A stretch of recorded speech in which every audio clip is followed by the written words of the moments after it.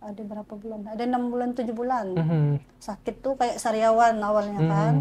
Kayak sariawan tuh udah itu perut sakit. Makin banyak gitu kan. Udah itu panas tinggi ya gitu. Badan tuh langsung demam kan. Udah itu pokoknya makin kuat lah sakit tuh, biarpun berobat kemana tuh nggak bisa. Sampailah sakit tuh yang parah gitu kan, sampai nggak bisa makan, minum pun nggak bisa. Kali udah itu bawa ke rumah sakit langsung koma 2 minggu. Dia muntah betul, darah semua. Allah. Itulah anaknya tuh sampai koma 2 minggu. Pas kata mama tuh sih ada ustadz yang doain pasien yang di situ kan. Itu masih Protestan, Bu? Masih Protestan tuh. Oke. Sekali udah itu kata mama, tolonglah Pak Ustadz, katanya doain anak saya, siapa tahu juga sembuh, kata mama kan. Nanti kalau itu ndak apalah diangkat jadi anak pun ndak apa, kata Pak Ustadz, kata mama tadi nih. Jadi ndak lama kemudian Pak Ustadz doain, hari ini besoknya langsung sadar gitu. Masya Allah.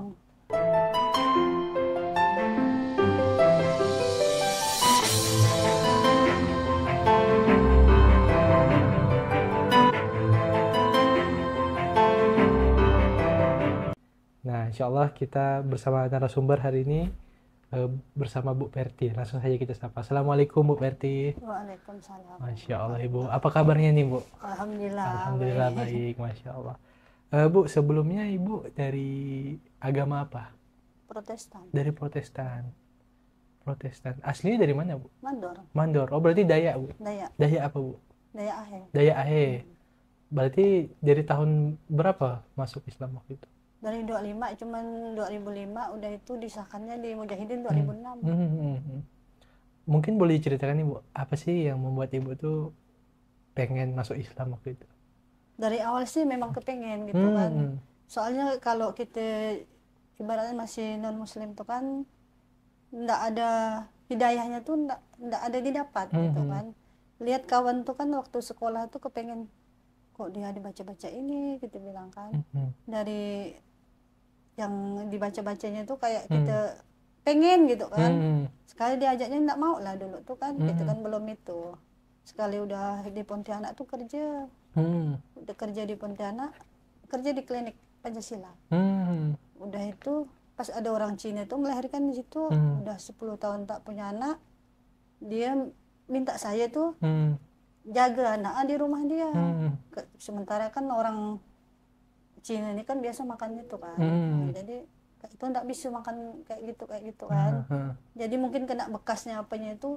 Geli gitu ya Bu? Bukan geli, sakit langsung. Oh sakit? Memang nggak bisa. Oh. Sekali udah itu ada berapa bulan? Ada 6 bulan 7 bulan. Sakit tuh kayak sariawan awalnya kan. Kayak sariawan tuh udah itu perut sakit. Makin banyak gitu kan. Udah itu panas tinggi ya gitu. Badan tuh langsung demam kan. Udah itu pokoknya makin kuat lah sakit tuh, biarpun berobat kemana tuh nggak bisa. Sampailah sakit tuh yang parah gitu kan, sampai nggak bisa makan, minum pun nggak bisa. Kali udah itu bawa ke rumah sakit langsung koma 2 minggu. Koma Bu, 2 minggu ya Allah. Itu sampai BAB pun dia muntah betul, darah semua. Allah. Itulah anaknya tuh sampai koma 2 minggu. Pas kata mama tuh sih ada ustadz yang doain pasien yang di situ kan. Itu masih Protestan Bu? Masih Protestan tuh. Oke. Sekali udah itu kata mama, tolonglah Pak Ustadz, katanya doain anak saya, siapa tahu juga sembuh, kata mama kan. Nanti kalau itu ndak apalah diangkat jadi anak pun ndak apa, kata Pak Ustadz, kata mama tadi nih. Jadi ndak lama kemudian Pak Ustadz doain, hari ini besoknya langsung sadar gitu. Masya Allah. 2 minggu koma gitu. Apa yang Ibu rasakan waktu koma itu? Dalam koma tadi itu sih perjalanan itu ndak ngapa-ngapa, cuman jalan sama ibaratnya tuntunan tadi itu Pak Ustadz yang kita ikutin tuh semua. Kita pokoknya ngikutin dia, tapi udah pas ibaratnya ada pintu gitu kan, udah pintu datang ke situ tuh nggak bisa lewat, kata Pak Ustadz tuh. Belum saatnya katanya kan. Disuruh pulang kena Pak Ustadz tuh. Udah itu pulang langsung kesandung, ibaratnya kan kalau kesandung nanti langsung ucap katanya apa yang mau diucap tadi kan. Kan nggak pernah itu. Sekali kata Pak Ustadz tuh kalau kesandung langsung dia ngomong, bilang astagfirullahaladzim katanya kan. Langsung sadar lah nih Dari koma langsung sadar, langsung ngucap. Hmm. Terus mama tuh bilang, kok anak saya ngomongnya Astagfirullahaladzim. Astagfirullahaladzim kan? Padahal masih Kristen. Kristen gitu kan. Itulah mama tuh bingung dia. Hmm. Jadi ada orang yang rumah sakit tuh di situ. Jadi disuruhnya, ibu boleh enggak anak ibu jadi anak angkat saya, kata bapak yang di rumah sakit. Boleh, kata mama kan. Udah itu diangkatnya, rumahnya di Sungai Jawi sini. Cuman enggak mau ikut sama dia. Jadi setiap anak itu cuman berkunjung enggak gitu.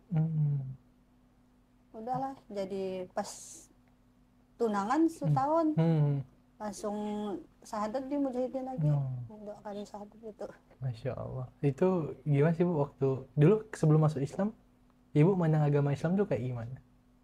Kepengen gitu, kok orang Islam tuh kayaknya taat gitu kan. Jadi kita pakai pun hijab gitu. pakai hijab gitu kan. Tapi baru masuk Islam kan, memang masuk Islam gitu kan 2005, 2006 itu udah nikah dah tuh 2006. Kali udah itu 2000 kan belum berhijab 2007, 2008, 2009 baru mulai ikut pengajian Iqra sama Kak Polina tuh. Belajar sholat pun, kok orang ini sholat, bilang kan sholatnya tuh macam mana gitu kan. Jadi pergilah ke masjid ini kan, ibaratnya kan suami tuh hanya gitu masuk Islam kan, dia juga enggak 5 waktunya tuh enggak, belum itu kan. Sekali udah itu pergilah ke masjid, kan masjid dekat rumah mama tuh. Pergi ke masjid, kita lihat dulu orang sujudnya gimana, rukuknya gimana kan. Oh kayak gitu. Jadi kan boleh kata Pak Ustadz tuh lihat dulu sambil kita gini intip gitu kan. Kali enggak lama tuh belajar lah di rumah tuh. Belajar sendiri. Terus ikut 2010 ikut Kak Polina pengajian yang bukan itu, yang bukan mualaf, gabungan gitu kan. Jadi kita ikut. Udah selesai Iqra-nya masuk di Al-Quran kan. Udah masuk di Al-Quran, tapi memang berjalannya waktu alhamdulillah bisa. Jadi udah itu 2013 itu udah hatam 1 kali. Masya Allah. Udah hatam 1 kali pas suami dapat musibah. Ya Allah, gimana tuh? Dia kan waktu kalau kita udah ibaratnya tuh dulu bilang dia kan, kita semenjak ikut udah jadi muslim, kita bilang kan tuntunannya kan suami yang ngajak, ibaratnya kan ngajak gitu kan, masukkan ke muslim. Jadi kita bilang kok orang sholat terus, kita bilang coba jangan kerja terus, dibilang dia kan, cobalah sekali-sekali tuh 5 waktu tuh sama-sama gitu di rumah kan. Sekali dia ibaratnya sibuknya dengan proyek gitu kan. Udah dapat proyek besar, selesai dapat proyek besar, mau beli rumah ceritanya nih.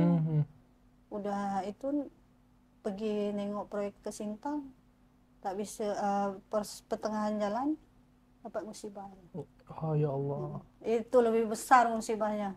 Dia kecelakaan nabrak orang 3 orang. Ya Allah. Satu keluarga kan. Kita kan belum pengalaman kayak gitu. Jadi itu pokoknya habis lah, jadi semua dari situ kan. Itu kan teguran gitu bilang kan. Dulu rumah kontrak pun dekat masjid gitu kan. Kontraknya iparnya Kak Polina lah tuh. Tinggal di situ. Jadi itu kita bilang untung dari berjalannya waktu 1 tahun dilewatin, ditahan, suami itu ditahan kan. Jadi berjalannya dengan waktu bisa dilewatin, alhamdulillah ada mukjizatnya. Jadi mulai dari 0, suami pun sekarang alhamdulillah udah taat gitu. Masya Allah, alhamdulillah. Jadi ada tegurannya kan, jadi dikasih cobaan dulu gitu. Tapi cobaannya berat, kalau kita makin dekat makin diuji ya, Bu. makin diuji, ujiannya lebih besar. Itu perasaannya Bu gimana tuh waktu dapat musibah gitu?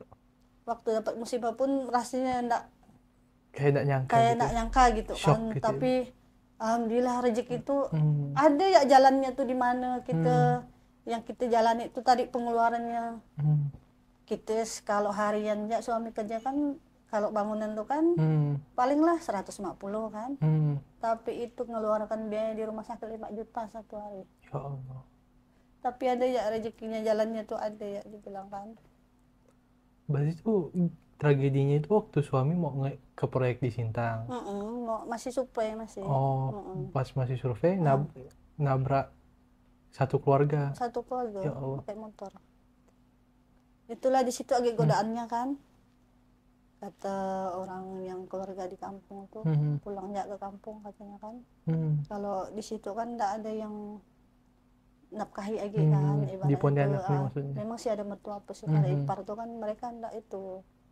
Kali kakak bilang, udah itu dia pulang ke kampung nanti udah itu makannya beda. Makan masalah enggak masalah sih kan. Tapi kalau udah di kampung tuh kan lingkungan tuh kayaknya kita pun rasanya macam mana ya, kayak terganggu gitu loh. Kalau mau sholat pun di sana nanti ada anjing lah apa di kampung tak bisa. Sekarang pun ini dah 2 tahun juga enggak pulang kampung. malas juga pulang kampung. Enggak itu bah, pokok cobaan sih semenjak muslim kita memang banyak cobaan. Ya Allah. Lebih berat dari pokok kalau mulai dari nol lagi, ya Allah gitu bilang. Tapi gimana tuh Bu rasanya ketika masuk Islam justru dapat cobaan mulai dari nol tuh gimana tuh? Tapi alhamdulillah makin itu kita kan ada dekatnya rumahnya dekat ustadz kan. Jadi dikuatkan jadi kita pun ikut kajiannya ndak mau mundur gitu kan. Kita jalani makin itu. Alhamdulillah setahun suami itu keluar dapat proyek lagi dia. Punya hutang hari itu 35 juta. Kali pas dia dapat proyek keluar 2 minggu langsung selesai. Masya Allah. Alhamdulillah. Ada aja pertolongan Allah ya Bu. Tapi kita tuh waktu di awal kan ngontrak. Udah ngontrak dibilang kan apa, kalau kita ngontrak terus ndak berani kan, dari awal ndak berani beli rumah, ndak punya rumah kata orang tua kan. Sekali beranikanlah beli rumah. Rumahnya nih bukan dari PT jadi ngambilnya di mana, di CU. Dari situ lagi cobaan tuh. Di CU tuh awalnya tuh lancar kan. Berapa tahun kemudian udah dari situ ikut pengajian yang saudara seiman. Udah ikut yang di saudara seiman kan, berjalan setahun kan. Udah lama tapi ceramah tuh kajian tuh enggak pernah yang dapat ceramahnya nyentuh ke hati gitu kan. Sekali udah lama kemudian di sini ada si Bang Ajib. Bang Ajib yang ceramah langsung kena kalau kita ke riba apa tuh. Di situ lagi cobaan tuh. Kalau udah kita tahu hukum riba, jadi di situlah kita kena lagi. Pasti ada ya cobaan tuh. Ya Allah. Benar-benar kakak bilang. Jadi pas ngambil rumah tuh cobaannya gimana tuh?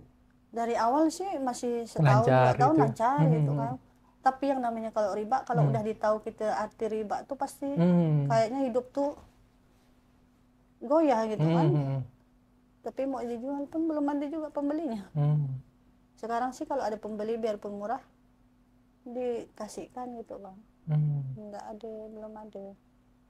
Tapi alhamdulillah semenjak masuk Islam kita enggak ada itunya, alhamdulillah. Pokok banyak lah mukjizat yang kita rasakan tuh. Ibaratnya kalau kita masih non muslim kan, kalau kita berdoa tuh rasanya enggak dikabulin kan. Kalau kita ke muslim, ibaratnya kalau kita tahajud kan terasa, tahu arti sedekah atau apa kan kita tahu gitu kan. Jadi alhamdulillah semenjak muslim kita banyaklah yang dirasakan. Biarpun gimana orang itu ndak ini ikut kajiannya Kak Paulina lagi itu tentang kapah tuh. Kepengen lagi tuh dia masuk ke kitab kan. Pokoknya kita bilang semenjak itu jadi kita punya ilmu biar kita bisa untuk anak-anak kita nanti kan. Masya Allah, luar biasa ya Bu. Masya Allah. Dalam perjalanan Ibu masuk Islam tuh ya Bu, dalam belajar itu gimana Bu? Ada tantangannya enggak gitu? Tantangannya ada sih.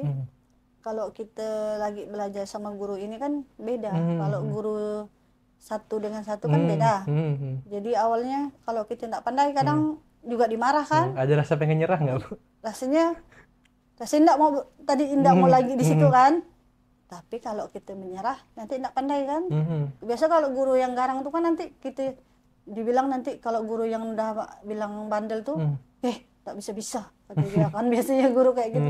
Ada kawan tuh tidak mau dia guru kayak gitu, langsung berhenti dia. Minggu berikutnya tuh langsung berhenti. Tapi kita tidak mau menyerah. Tadinya di pengajian kita tidak bisa nyebut ini, nanti malam ulangi lagi. Jadi biar cepat bisa kan. Cara nyebutnya tuh gimana. Tapi alhamdulillah udah, kalau bulan puasa sih alhamdulillah hatam. Masya Allah. Setiap bulan puasa selalu hatam Quran? Hatam. Kadang 2 kali sih. Masya Allah, kadang 2 kali? 2 kali kadang. Ya, kalau lagi moodnya sih kadang biasa. Kalau berdua sih kadang 3 kali hatam. Masya Allah. Suami sih alhamdulillah sekarang cuman berjalannya waktu dari awal kita itu tuh memang banyak cobaan. Kemarin sempat menyerah tuh, bilang Bang Ajib tuh langsung minta ke rumah, tapi Bang Ajibnya tidak sempat. Kemarin tuh cobaannya pas 2000 berapa tuh? 22 ini 2005. 25 ya. 24, 23. Kenapa tuh, Bu? Anak saya tuh masih sekolah di Sengajawi itu, dia punya cowok. Disekap di itu. Tapi kita tidak tahu kan, dia juga tidak berani bilang. Tidak berani bilang dia. Udah itu dia tidak berani bilang. Ujung-ujungnya kejadian yang tidak kita inginkan terjadi sama kita kan. Itulah di situnya rasa mau menyerahnya di situ. Tadinya salahnya itulah yang pokoknya rasa mau menyerah. Semua rasanya mau dihilangkan semua gitu kan. Tapi Kak Paulina menguatkan, jadi alhamdulillah masih kuat. Itu terakhir benar-benar rasa mau bunuh diri apa segala di situ. Apalagi kan anak sendiri ya, anak Bu? sendiri kan. Cuman mau diapain anak sendiri, tapi rasa tak kuat. Kalau punya cobaan terlalu berat, benar-benar cobaan benar-benar Di berat. titik itu apa yang membuat Ibu tuh semakin yakin dengan Islam? Kalau di titik itu kita semakin yakin karena kita punya kajian, karena nanya-nanya sama ustazah, jadi kita kuat gitu kan. Kalau enggak itu rasanya sih menyerah. Punya lingkungan Apakah yang punya baik lingkungan dalam sholat kita kesalah, salah kita mendidik anak, kita kan enggak tahu kan. Setiap sekali sekarang ini yang salah tuh apa gitu kan. Kok cobaan itu datang sama diri kita sendiri kan, yang kita tidak diinginkan lalu datang dengan kita sendiri gitu. Jadi kita bilang sih alhamdulillah sekarang sih tinggal jalani aja. Masya Allah, luar biasa ya. Nah apalagi kan yang namanya cobaannya kan pasti ya, Bu. Bagi cobaan sebagai orang tua, karena kan juga Ibu pun juga pertama kali sebagai orang tua juga kan. Masya Allah. Makanya kita bilang kalau dalam Islam sih pasti ada jalannya. Di balik cobaan kita pasti ada jalannya. Semua yang kita alami itu ada jalannya kan. Allah kan tidak nguji kita di luar batas kemampuan kita. Jadi disitulah kita belajar, kita bilang alhamdulillah sekarang sih bisa dijalani. Cuman yang namanya orang tua kan, rasa sakit tuh tidak bisa hilang rasanya tuh gitu ya. Masya Allah, luar biasa. Bu, setelah masuk Islam nih, Bu, itu keluarga gimana, Bu? Dulu sih keluarga itu mandangnya, dulu sih kan waktu berapa tahun masuk Islam, udah 2013, 14, 15 baru berhijab. Memang kalau ke kampung memang jarang pulang. Cuman itu dibilang pulang ke kampung gitu langsung berhijab kan. Pertama nih kalau udah datang di rumah masih buka gitu kan. Kata abang tuh tidak usah munafik katanya kan. Kalau kayak gitu kayak orang sombong kayak gitu katanya kan. Dia bilang sih kita kan jalur agama masing-masing kan. Jadi kita jalani aja sendiri bilang dia kan. Kalau memang tidak suka kita bilang ya udah, bilang enggak itulah. Makanya sekarang tuh kalau dari kampung tuh banyak sih keluarga apa itu yang enggak setuju gitu kan. kita sih enggak masalah. Itu tanggapan ibu ketika abang menilai ibu seperti itu gimana? Kita biasa aja, enggak ada dilawan, enggak ada diapain kan. Nanti juga tuh sadar sendiri kan. Itulah ada mujizatnya. Udah berapa tahun? 7 tahun, 2000, anak masih kelas 1 SD yang si kakak. Yang abang dapat musibah tadi itu. Pas enggak ada yang itu, abang masih ada proyek di sini, terus abang tuh ada mujizatnya. Mau pula langsung ke rumah. Katanya biar abang ya yang nurusin proyek tuh katanya, tapi abang cuma ngasih untuk belanja ya, katanya. Alhamdulillah kita bilang kan.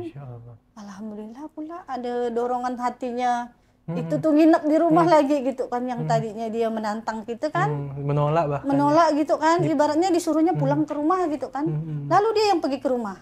Alhamdulillah pula dari sekarang sih biasa aja anunya, silaturahminya biasa aja. Ibaratnya dengan non muslim tuh agak menjauh gitu kan. Soalnya payah juga, soalnya kakak tuh sakit kalau jumpa mereka ada acara tuh pasti enggak bisa. Karena makanannya itu makanan tadi itu enggak bisa, pokoknya kena. Memang sih orang enggak kan, bukan kita enggak mau itu sombong kan, karena daripada sakit kan. Betul. Bagus kita menghindar aja. Tapi orang tua masih lengkap, Bu? Masih. Itulah bapak itu mau masuk Islam, tapi mama enggak mau. Agama mama kuat. Kalau dari sebelah bapak kan masih enggak gitu. Enggak terlalu kuat. Enggak terlalu. Adik-beradiknya pun bapak udah tiri gitu kan. Jadi bapak tuh tunggal. Bapak mau, cuman mama masih enggak bisa katanya. Mama berarti termasuk ini ya, termasuk Kristen yang taat juga. Iya. Jadi mama tuh Protestannya kuat. Adik-beradiknya. Soalnya abang anunya ada yang pendeta kan. Ada keluarga yang pendeta. Tapi dulu di itunya si mama Protestan, si bapak Katolik. Bapak Katolik. Jadi di anak tuh ada yang Katolik, ada yang Protestan. Di keluarga besar tuh. Iya. Jadi campur-campur. Campur-campur. Padahal sama bahkan. Jadi cuman kita aja lah. Memang ajarannya tuh. Kalau adik-beradik berarti cuma ibu sendiri yang masuk Islam. Iya. Sepupu-sepupunya banyak. Sepupu banyak masuk Islam. Itu yang di bibi di Sangkawang, di Padang dia. Adik itu di Jawa. Satu-satunya di Bekasi. Sepupu. Itu kenapa masuk Islam? Malah dia laki-laki kan. Jadi mama tuh kan dia merantau di Jakarta kerja. Alhamdulillah dia cuman orang tua aja juga enggak mau. Tapi alhamdulillah dia kalau pulang sih masih terima gitu kan. Cuman jarang, paling 10 tahun sekali baru pulang. Alhamdulillah keluarga sih kita tuntun kalau sebaiknya kalau kalian yang itu sih memang kalau pulang kampung tuh agak dikurangin lah. Bukan kita dengan orang tua menjauhkan diri, cuman jaga di kampung kan banyak pengaruh. Jadi kan nanti udahlah di kampung tuh kan kita sholat payah. Nanti mau ngaji apa susah.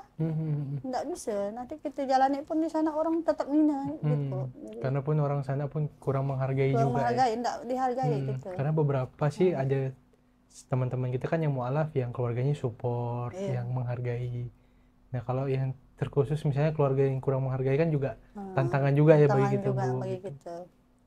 Tapi dengan orang tua masih selalu komunikasi. Masih sih. Alhamdulillah, Masya Allah.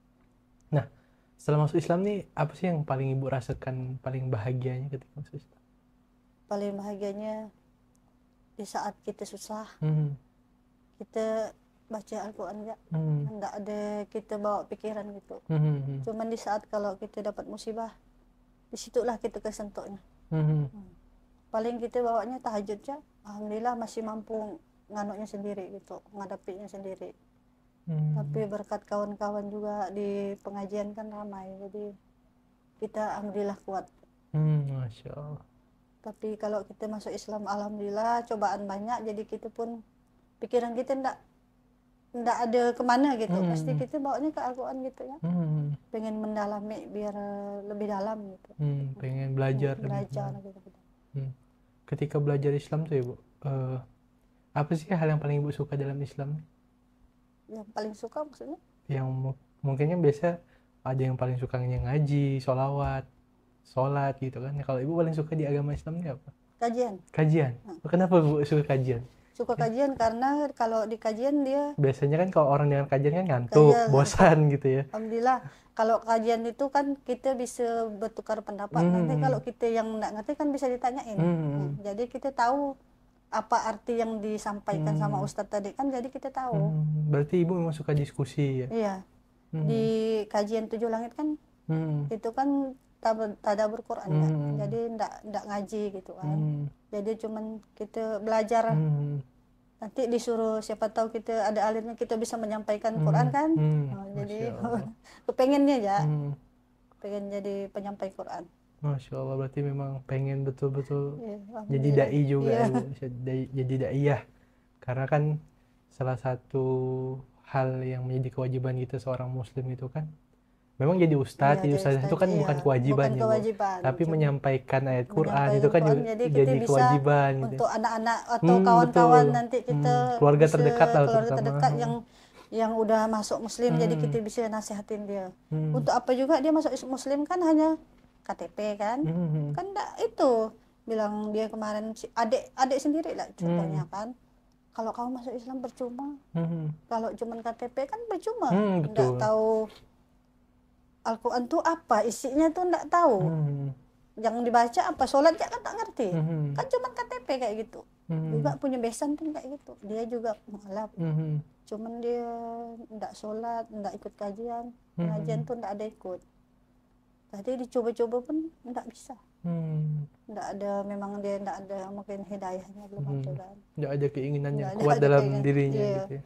Tapi apa sih Bu yang membuat keinginan dalam diri Ibu untuk terus belajar tuh kuat gitu? Kan biasanya orang ketika masuk Islam karena menikah gitu kan, kebanyakan kan ya udahlah yang penting ikut suami aja gitu. Nah tapi apa yang dorongan Ibu tuh yang membuat Ibu tuh selalu pengen belajar gitu? Selalu pengen belajar karena kita selalu ikut kajian. Kita lihat di Al-Quran kalau kita baca Arabnya kan, nanti kita baca artinya, disitulah untuk hati kita tersentuh. Oke. Kalau kita memahami tadi yang dibaca, kita baca Arab, baca artinya, jadi kita memahami di situ. Jadi kita pengen mendalami, rasanya ingin jadi penyampai ya. Jadi kayak gitu ya. Masya Allah. Sampai hari ini terus belajar terus ya Bu? Alhamdulillah. Alhamdulillah, Insya Allah. Semoga selalu istiqomah Ibu dan tetap bisa menjadi seorang muslim yang bisa terus menerus menyampaikan kebenaran Islam gitu. Nah mungkin kan yang nonton video ini ada saudara-saudara kita nih Bu yang bisa dikatakan lah mungkin sedang mencari tentang kebenaran tentang agama. Mungkin yang nonton video ini dia pengen belajar tentang agama Islam tuh gimana gitu kan. Nah mungkin yang nonton video ini juga nih Bu, mungkin dia pengen masuk Islam tapi masih ragu-ragu gitu Bu. Nah apa sih yang pengen Ibu sampaikan kepada para penonton, para teman-teman saudara-saudara kita di luar sana gitu? Kita kalau itu enggak usah ragu, kalau pengen niat. Contohnya kemarin kawan masih gadis kan, dia dari orang tuanya dia pengen masuk Islam, tapi dia enggak disetujui keluarga, jadi dia masuk sendiri. Di Pontianak dia masuk sendiri. Di kajian Bu Yuli lah tuh. Sekali kemarin tuh udah kita bilang kalau itu kita tidak usah ragu, kita jalani, kita apa yang kita rasakan di situ. Kalau ada hidayah kita jalani, harus kita jalani kan. Jadi kalau kita hanya masuk kepengen lihat orang berhijab, tak masuk di akal kan. Kalau kita pengen berhijab, udah itu kita tahu Al-Quran gimana harus kita jalani, jadi kita tahu artinya apa itu Islam kan. Jadi kita tahu harus, tapi kita bilang alhamdulillah kita dia enggak bisa nerima, berapa tahun enggak bisa nerima itu mertua. Jadi udah lama kelamaan karena dia percaya, kita pun giat, kita buktikan bahwa kita bisa menjalani Islamnya, kita bisa. Jadi dia alhamdulillah sekarang. Alhamdulillah. Mertua saya jadi nerima semua. Yang kita pokoknya yang tadinya enggak bisa jadi bisa. Berarti awal tantangan nikah juga tuh dari mertua juga? Dari mertua juga. Tantangan juga? Iya. Pokoknya banyak tantangan tuh dari dua belah pihak tuh. Enggak mau dulu. Cuman karena kita yakin pengen Islam gitu kan. Soalnya dari keluarga pun Islamnya tuh enggak bukan yang Islam betul-betul Islam gitu kan. Jadi kita jalani pun ini kalau kita enggak giat sendiri, sama juga kita keluar dari itu kan masuk lagi perangkap yang itu. Betul. Jadi kita jalani sendiri, terus kita punya kawan, jadi kawan pun ngajak gitu kan. Tadinya sih memang malu, rasanya kan malu, oh kita tidak bisa. Makanya dari awal kita gemetaran kan. Alhamdulillah kita bilang kita berani sekarang tuh lagi belajar, pengennya sih ada lomba-lomba gitu kan. Tapi belum ada menang. Kemauan ya ada. Kepada di Mujahidin tuh enggak menang pula tuh kan, dari mana-mana gak orang dah ustazah ada apa. Tapi semangatnya luar biasa. Alhamdulillah. Masya Allah. Alhamdulillah Ibu. Dalam perjalanan masuk Islam juga ini kan pastinya ya mungkin bukan ketika mu'alaf, setelah mu'alaf pun ujiannya juga malah semakin bertambah. Tapi kalau kita dari non muslim, kita nggak tahu cobaan itu dari mana. Kalau setelah kita di muslim, kita tahu oh salah kita di sini. Nanti kita di sini apa yang harus kita lakukan. Di situ bedanya. Kalau kita jadi non muslim nggak ada yang dirasakan. Di saat kegiatan kebaktian gitu kan, nggak ada yang dirasakan. Jadi kita pun nggak begitu taat kan. Kalau Protestan, kalau lagi Kristen. Berarti dulu Ibu maaf sebelum masuk Islam kan Kristen ya. Berarti bukan termasuk Kristen yang taat juga dulu. Enggak, cuman kita biasanya ikut-ikut pemuda-pemudi gitu, cuman ikut-ikut gitu. Bukan kan? Karena kesadaran sendiri. Enggak, kesadaran sendiri, cuman rasanya itu beda, dirasakan memang beda. Di saat kita sekarang yang kita alami itu kita terasa. Tadi pun oh nanti kita bawanya ada masalah pun kita nanti ada yang dirasakan. Kalau kita ada kan paling berdoa gitu kan, cuman berdoa ngucap gitu dikabulkan kan enggak. Nanti kalau ini kan ibaratnya kita ada ngerasakan, kalau di itu kan biasanya kalau kita sholat tahajud kan apa yang kita inginkan kalau kita sungguh-sungguh, alhamdulillah terkabulkan. Masya Allah, luar biasa ya. Kalau sungguh-sungguh. Berarti antara doa dan ikhtiarnya harus berbanding lurus. lurus. Karena kan kebanyakan hari ini orang banyak berdoanya tidak ada ikhtiarnya. Iya, zikir kan. Atau ada pun yang berikhtiar tapi lupa berdoa. Kan? Berdoa. Berdoa terus pun kalau kita sholat terus, kalau tidak ada sedekah juga tidak bisa berjalan kan. Betul. Insya Allah memang antara ikhtiar dan doa itu harus selalu bergandengan. Masya Allah, Pak pemirsa Wakaf TV, luar biasa sekali ya tadi tentang kisah perjalanan Bu Perti ini ketika setelah mengenal Islam, setelah masuk Islam ini justru malah ujiannya semakin banyak. Setelah masuk Islam justru ujian itu semakin datang, bukan setelah masuk Islam banyak kenikmatan, justru ujiannya yang malah berdatangan gitu, Masya Allah. Dan beliau tetap konsisten ya. Kita doakan semoga Bu Perti ini selalu istiqomah, selalu bisa belajar Islam dan bisa sampai akhir hayatnya selalu berpegang teguh dengan agama Islam. Amin ya rabbal alamin. Dari kota Katulistiwa Pontianak, wassalamualaikum warahmatullahi wabarakatuh.